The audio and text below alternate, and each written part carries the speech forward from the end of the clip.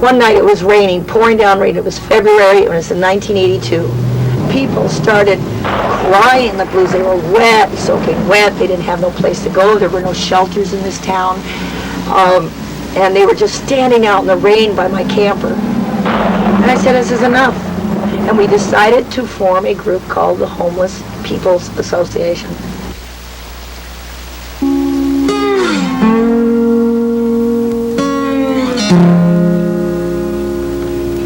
Who are the homeless people?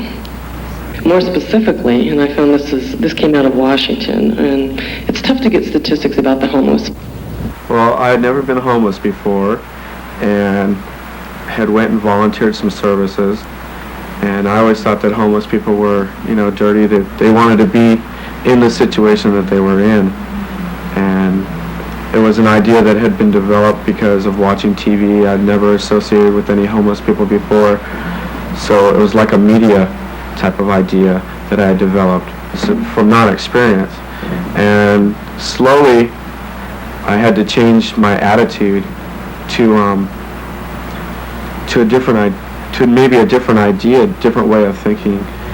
What I've noticed, the media has a problem for the last 2 years of trying to find a typical homeless person that they can talk to, because they just aren't there. And if they are, they don't want to be identified. We seem to have created homelessness as a topic that we can all discuss safely, but we don't seem to be contacting the homeless or even aware of who the homeless are or what they want. We're trying to make decisions for the homeless. We're not talking to the homeless. We're not listening to the homeless. But it's a hard thing to do because the homeless aren't talking. And that's just a reality of the way they perceive themselves in this society. They're not important, so why should they say anything? It's the very silent, a growing silent majority in this country.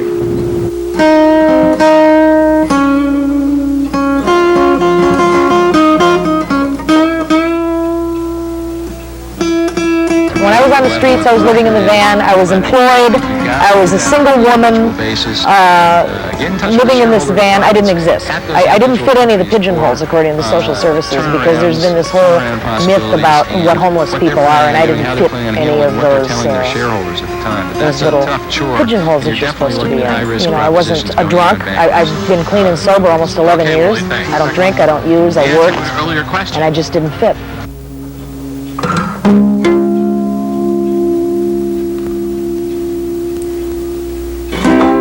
Sean has been on the streets for, a number of years, since he was 7. Or actually, what would you say, since he was about 5. And we've been uprooted so many times. It's really troubled him.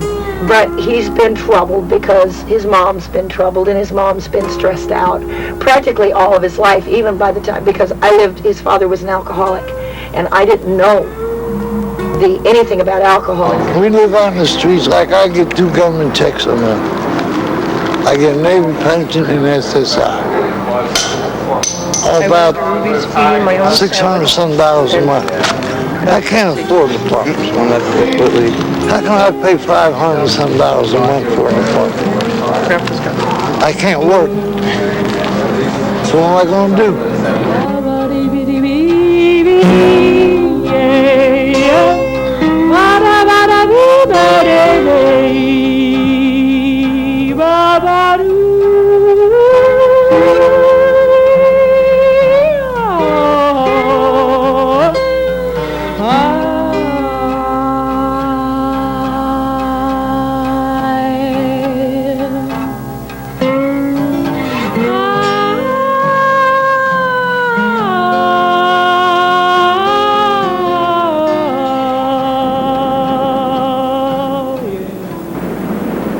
We don't hide.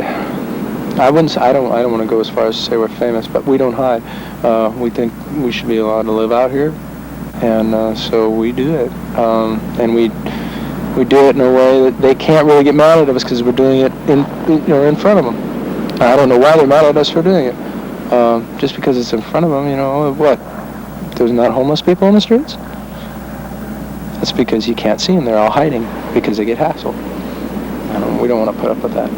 So We do what we can to survive. We go to jail once in a while for doing it, and we're still doing it. There's always going to be somebody doing it.